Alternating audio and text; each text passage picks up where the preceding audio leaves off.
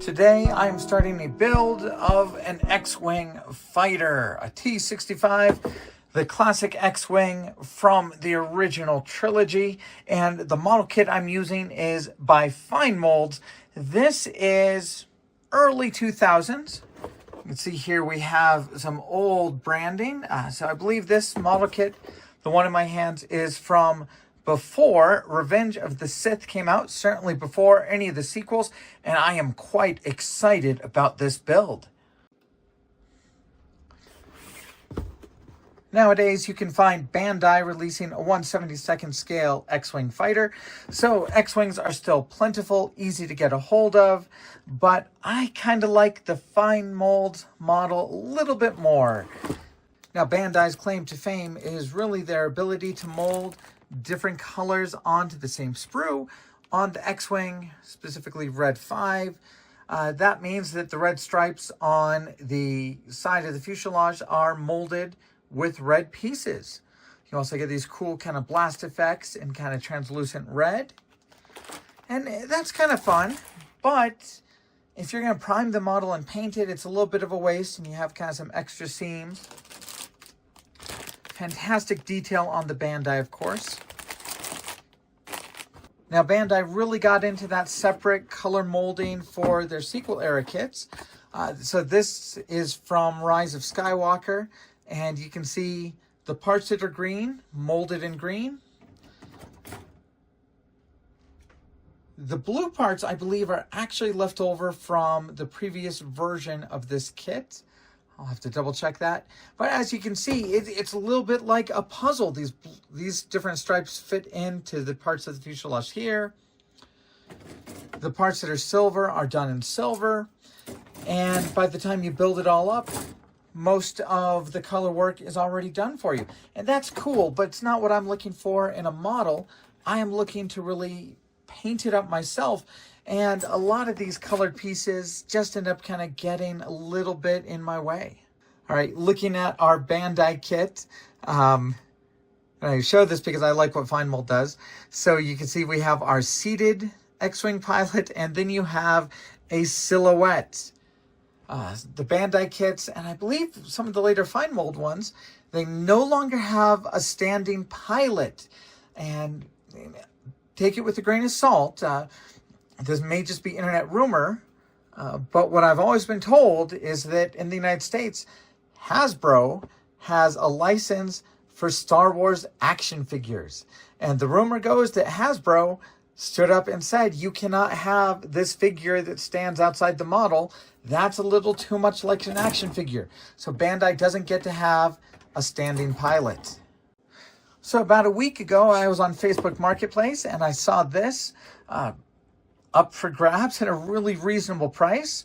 So I jumped on that right away, and now I have a Fine Molds model of the X-Wing. So first thing you'll notice, not molded in that bright white, molded in a little bit more of a gray. You'll also notice probably a simpler piece count. Things are a little bit more straightforward, but still a lot of pieces to really provide that detail. We get a stand.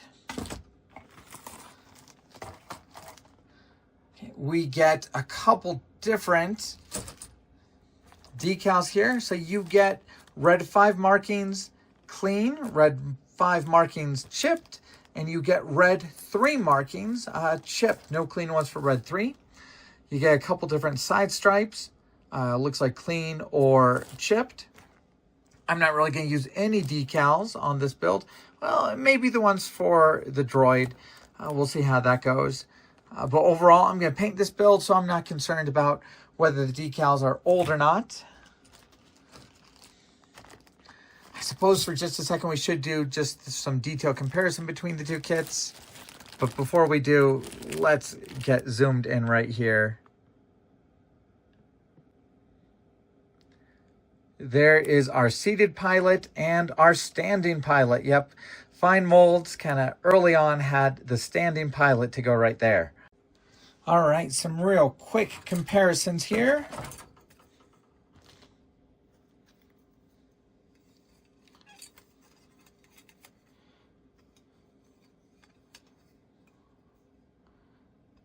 looks like our fine molds kit is just a tiny bit bigger. And the fine molds is known for having some very, very thin panel lines. The Bandai definitely has ones that are just a little bit bigger. Super close in size, but the fine mold's just a little bit bigger. Just a hair.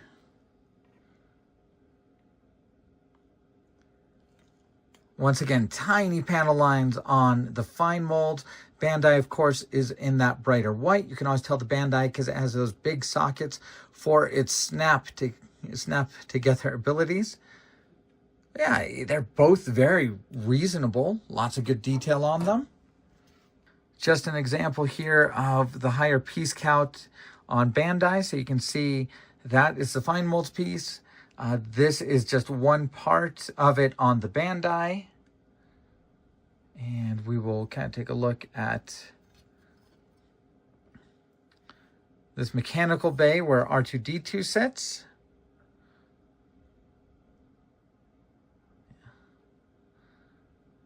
Yeah, the Bandai, newer by about 10 years, crisper than the fine molds, deeper panel lines, but I like the fine molds more, just a better kind of building experience. I don't necessarily know that I need this to come in 3-4 pieces instead of the 1 pieces on the fine molds.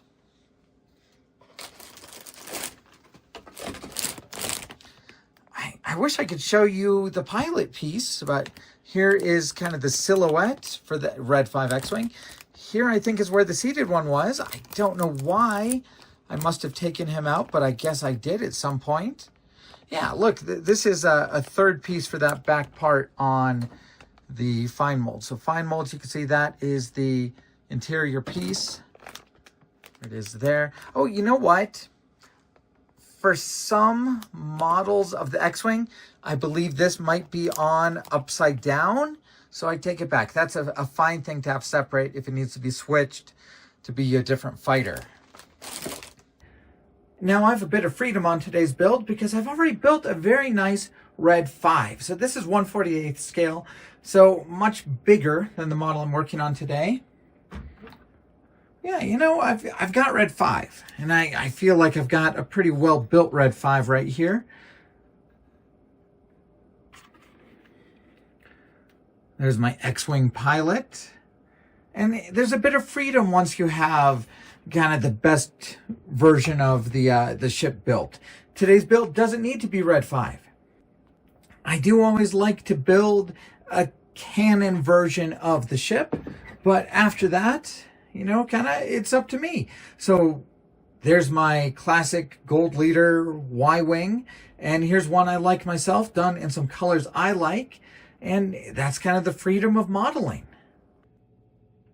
We're going to start off the build with our engines, and you can see this is a very high piece count for this model. And every one of these pieces, you have to get them off the sprues, and then they all need just a little bit of cleanup. Just little bits where they came off of those sprues. 2 different ways to handle it. Of course, you're going to take them off with little snips. I like to shave them off a little bit just with a nice blade. And of course, you can always do a little bit of filing as well, just with a nice jeweler's file, but a little bit of cleanup on all those parts. And a lot of these parts have very intricate details. So when you're putting this together, and you can see how small it is, you have to pay attention to the fact that there's a notch in this part of that little turbine. And you have to make sure that notch is facing up because you're going to have a piece that fits into it. And of course, Tamiya extra thin cement is the only thing I would really trust on a kit this delicate. So once again, let's look at how small this is. This is my X-Acto blade. We're going to have to put a drop of cement right in that little notch. And hopefully you can see there's a tiny notch right on the top as well with those little bits of Tamiya cement.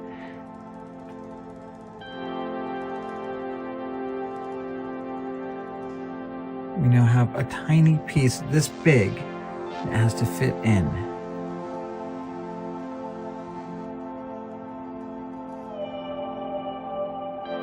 So that's the level of intricacy and detail that you'll get on this kit.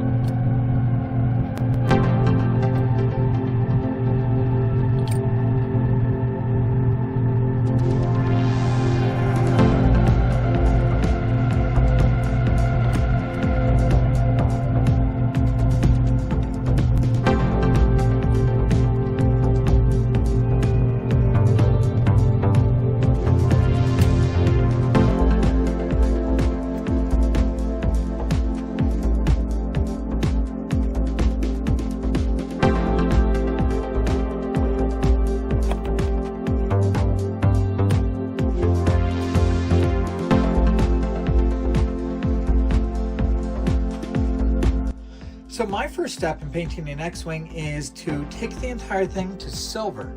Since an X-Wing is made of metal, I like that base coat of a metal color on it. And I really enjoy these helping hands these days so that we can do one side and then just flip it over and do the other.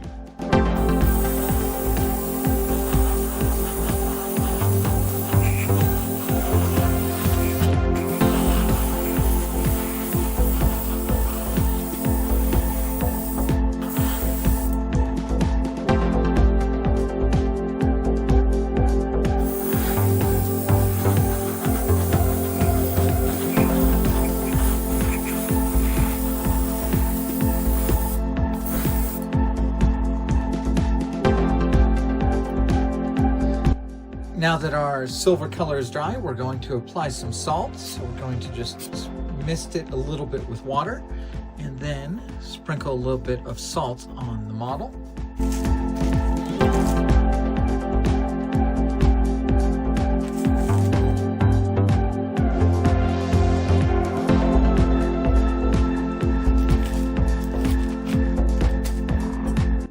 Everything is dried. The salt is adhered to our X-Wing, and that means it's time for me to pull out my favorite color gray for the base coat for the Star Wars ship.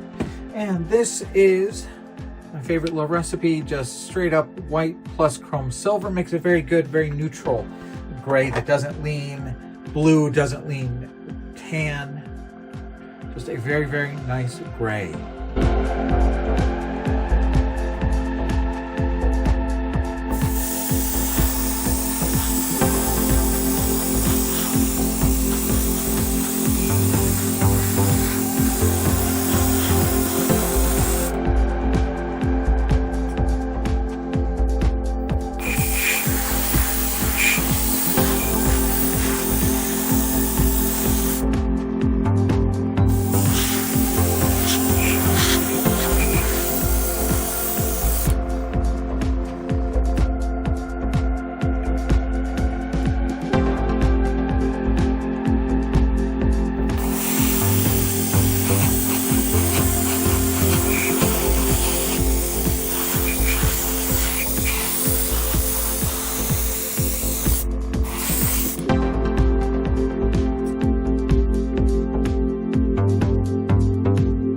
A couple hours have passed. We have some warm water and a soft toothbrush, and we're going to start removing the salt.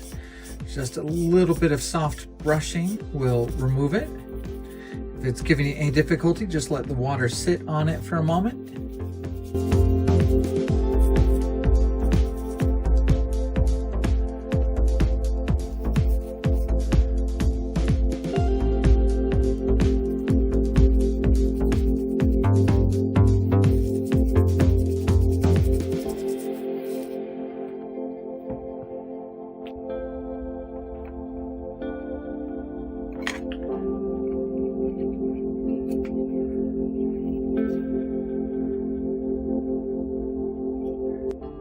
All right, that is a very, very good start on our X-Wing build.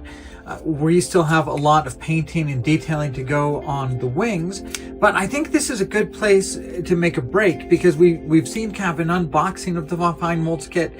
We've seen a bit of how it goes together, and you've seen kind of the start of how I'm going to start to weather it and paint it. And I think I'm actually going to change up my scope for this project. I think I'm actually going to build the Bandai and the Fine Molds at the same time. That way we can really kind of see how these two different brands build up differently, how you have to treat them slightly differently, and how they'll look together as part of the same display. So in the next video, I'll very quickly start building the Bandai. I'll do a little bit more than this in the painting, and after this series is done, we will have two very similar but distinctly different X-Wing fighters. So I'll be back soon with a few more X-Wing videos. Thank you guys for watching.